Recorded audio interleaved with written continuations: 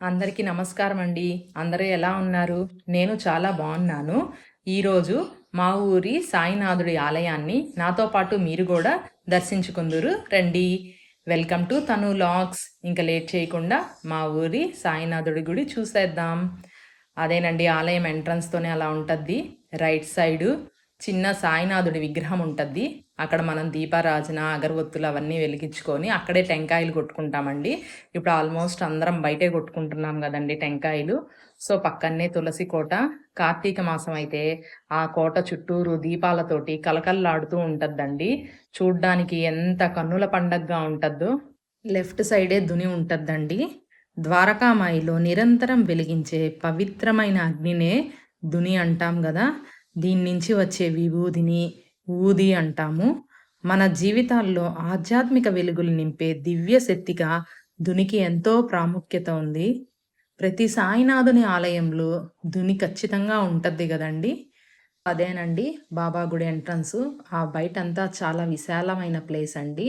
గురు పౌర్ణమి అప్పుడు, అలాగే ప్రతి సంవత్సరం విగ్రహ ప్రతిష్ఠ జరిగిన రోజు ప్రత్యేకమైన పూజలు హోమాలు నిర్వహిస్తూ ఉంటారండి. చూడండి బాబావారి పాదుకులు అవి.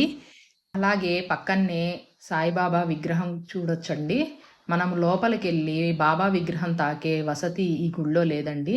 మనస్ఫూర్తిగా మనం ఆ బయట బాబా గారిని నమస్కరించుకోవచ్చు. చూడండి బాబాగారి విగ్రహం లోపల ఎంత చక్కగా మనల్నే చూస్తూ మీకేం భయం లేదు నేనున్నాను అన్నట్లు ఉంటుందండి. అలాగే పక్కనే అక్కడ మనకి శివలింగం కూడా కనిపిస్తుంది. కార్తీక మాసం అప్పుడు రుద్రాభిషేకం చేస్తారండి. కార్తీక మాసంలో విశేష పూజలు జరుగుతున్నాయి.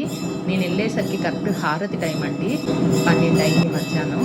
సో హారతి ఇచ్చి నైవేద్యము అది సమర్పిస్తున్నారండి. ఆ శబ్దము చాలా బాగుంటుంది వినడానికి. తర్వాత అదిగోండి తీర్థ ప్రసాదాలు స్వీకరించుకున్నాము. అలాగే ఆ గుడి వెనక ప్రాంగణంలో రావి చెట్టు, జమ్మి చెట్టు అవన్నీ ఉన్నాయండి.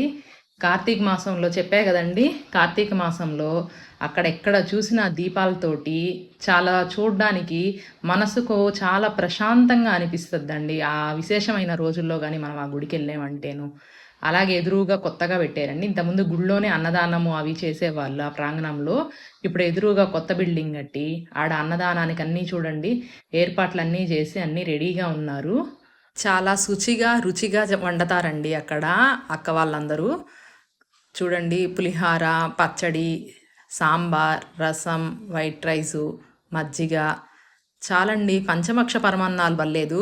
వేడి వేడిగా ఆ టయానికి ఎంత బాగుంటుందో అక్కడ అన్నప్రసాదం తింటుంటే ఇంకా తినాలనిపిస్తుంది.